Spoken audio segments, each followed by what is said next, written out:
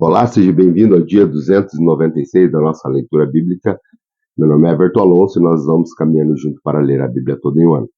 Peço que você possa deixar o teu curtir, o teu comentário, o teu compartilhar e ativar o sininho de notificações.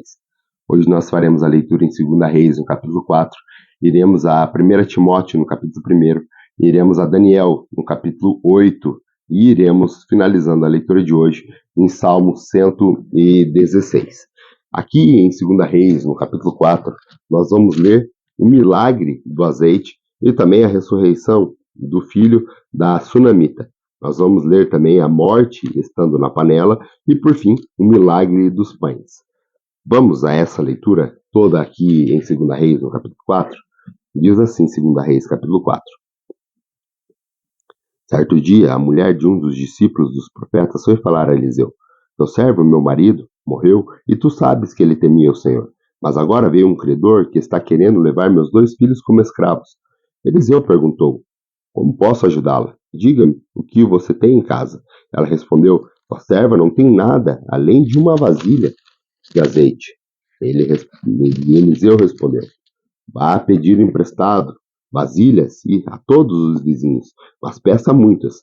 Depois entre na sua casa com seus filhos e feche a porta. Derrame daquele azeite em cada vasilha e vá separando as que você for enchendo.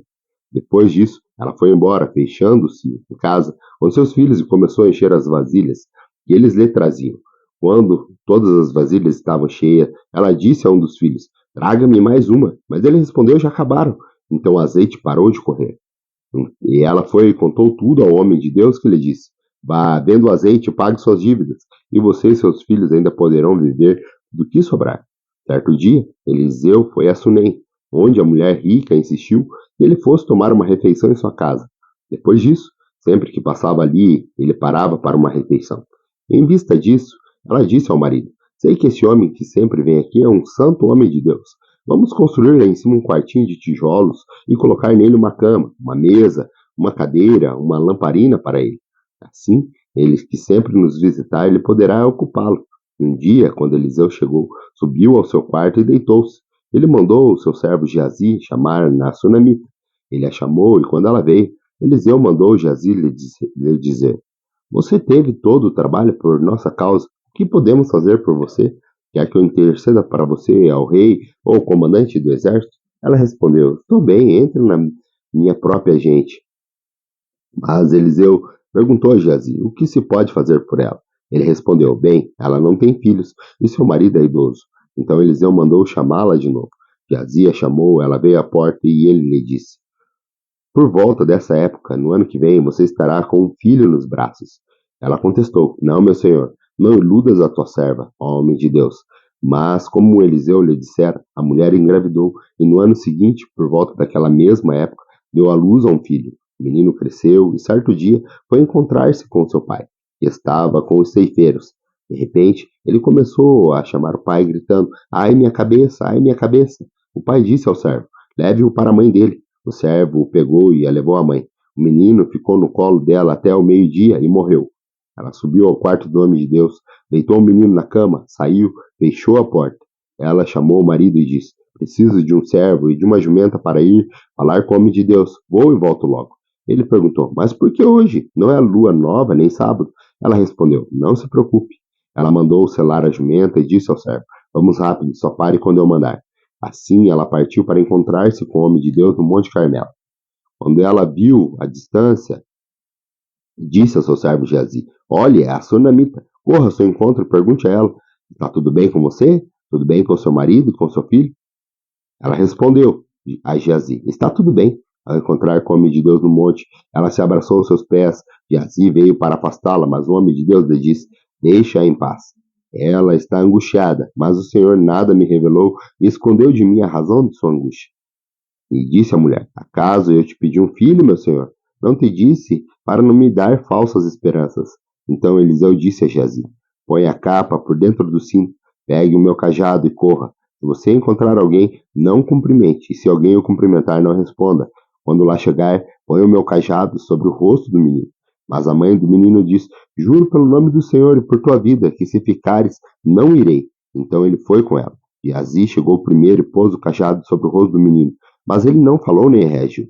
Então Geazi voltou para se encontrar com Eliseu e lhe disse: O menino não voltou assim. Quando Eliseu chegou à casa, lá estava o menino, morto, estendido na cama. Ele entrou, fechou a porta e orou ao Senhor. Depois deitou-se sobre o menino, boca a boca, olhos com olhos, mãos com mãos. Enquanto se debruçava sobre ele, o corpo do menino ia se aquecendo.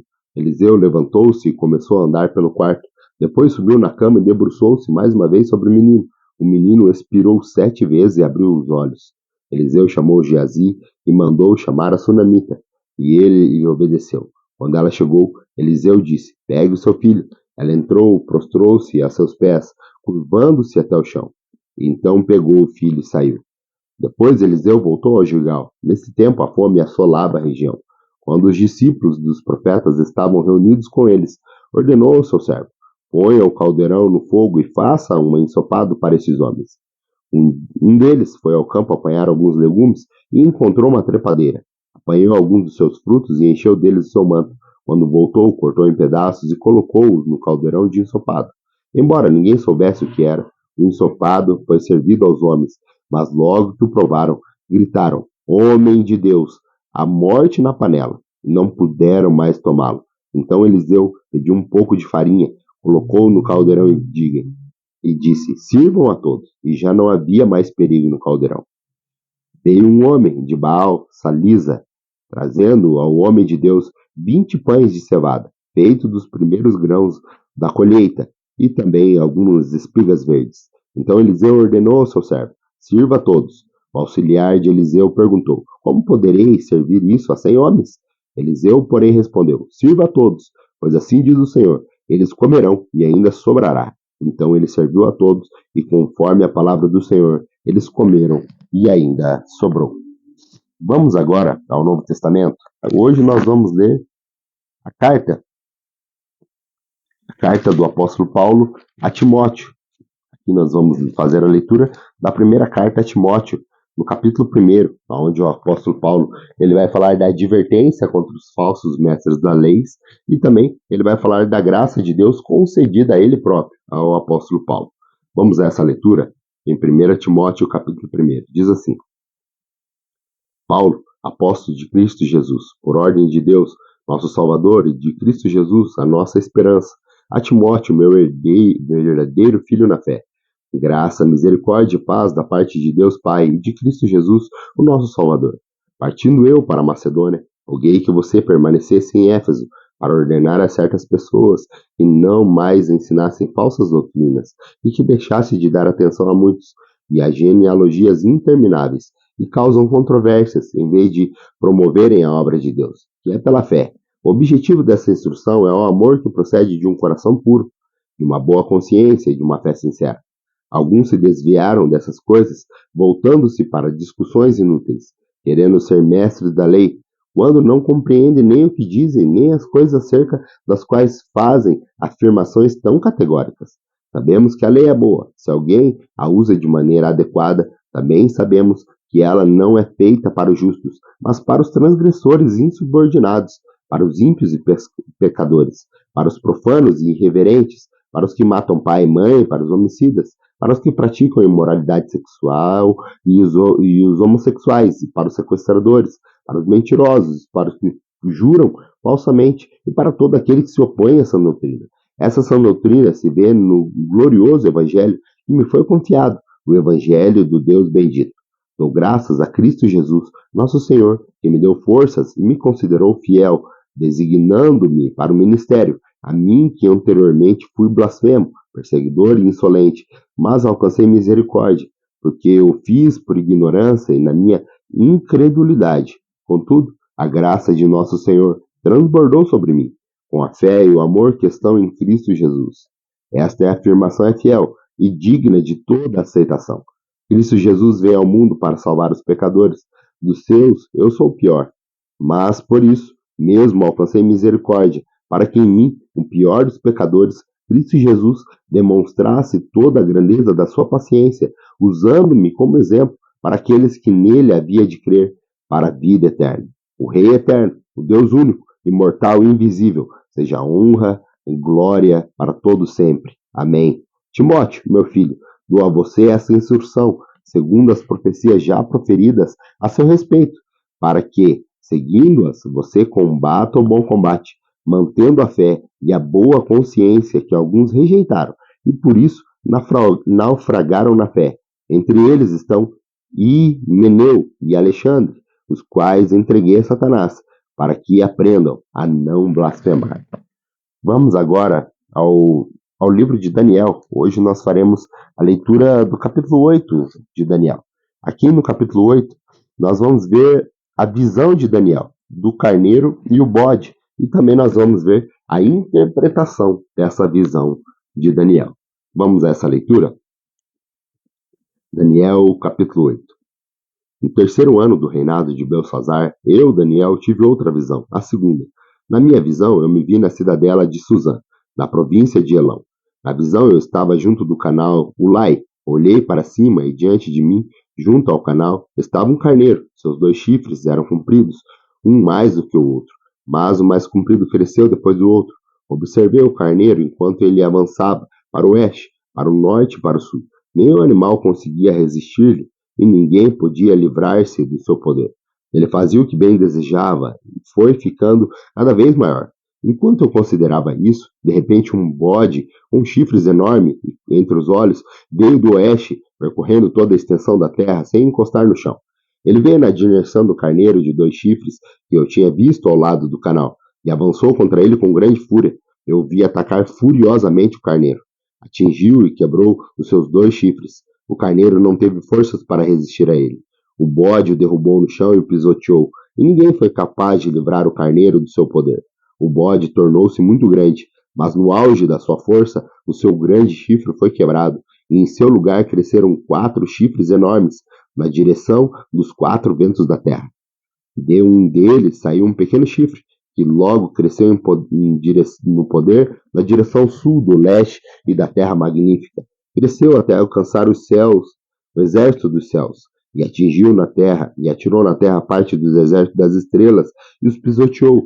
Tanto cresceu que chegou a desafiar o príncipe do exército. Suprimiu o sacrifício diário oferecido ao príncipe, e o local do santuário foi destruído. Por causa da rebelião, o exército dos santos e o sacrifício diário foram dados ao chifre, e ele tinha êxodo em tudo que fazia, e a verdade foi lançada na terra. Então ouvi 2 anjos conversando, e um deles perguntou ao outro: quanto tempo durarão os acontecimentos anunciados por essa visão? Até quando será suprimido o sacrifício diário e a rebelião devastadora prevalecerá? Até quando o santuário e o exército ficarão entregues ao poder do chifre e serão pisoteados? Ele me disse: isso tudo levará 2300 tardes e manhãs, então o santuário será reconsagrado. Enquanto eu, Daniel, observava a visão, tentei entendê-la. Diante de mim apareceu um ser que parecia homem, e eu ouvi a voz do homem que via do Ulai. Gabriel, dê a este homem o significado da visão. Quando ele se aproximou de mim, fiquei aterrorizado e caí prostrado. Ele me disse: filho do homem, saiba que a visão refere-se ao fim dos tempos.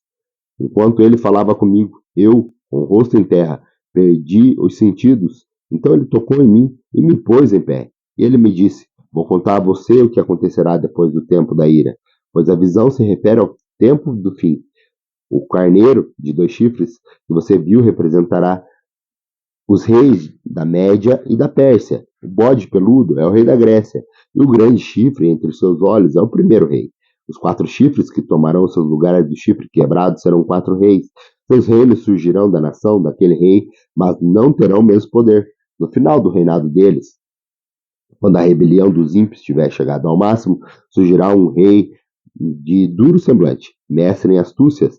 Ele se tornará muito forte, mas não pelo seu próprio poder. Provocará devastações terríveis e será bem sucedido em tudo o que fizer. Destruirá os homens poderosos e o povo santo, com o intuito de prosperar. Ele enganará muitos e considerará superior a todos. Destruirá muitos que nele confiam e insurgirá contra o príncipe dos príncipes. Apesar disso, ele será destruído, mas não pelo poder dos homens.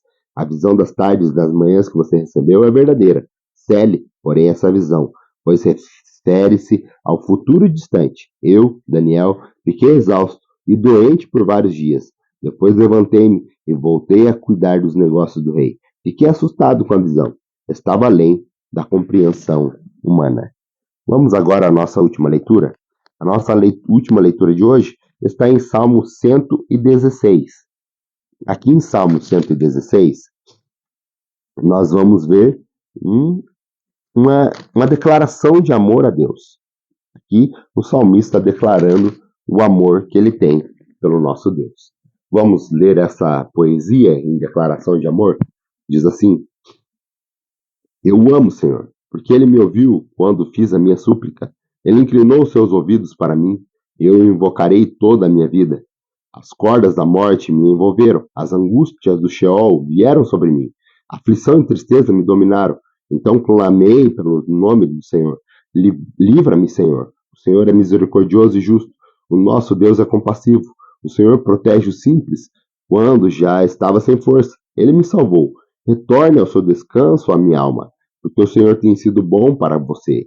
Pois tu me livraste da morte, livraste os meus olhos da lágrima e os meus pés de tropeçar, para que eu pudesse andar diante do Senhor, na terra dos viventes. Eu criei, ainda que tenha dito, estou muito aflito, em pânico, eu disse, ninguém merece confiança. Como posso retribuir ao Senhor toda a bondade para comigo? Erguerei o cálice da salvação e invocarei o nome do Senhor. Cumprirei para com o Senhor os meus votos, na presença de todo o seu povo. O Senhor vê com pesar a morte dos seus fiéis. O Senhor, teu servo, sim, sou teu servo, filho da tua serva, livraste-me das minhas correntes. Oferecerei a ti um sacrifício de gratidão. Invocarei o nome do Senhor. Cumprirei para com o Senhor os meus votos, e na presença de todo o seu povo, nos pátios, na casa do Senhor, no seu interior, ó Jerusalém. Aleluia. Grato pela tua companhia, o meu desejo é que você retorne amanhã para ler mais um dia da leitura bíblica. Até lá.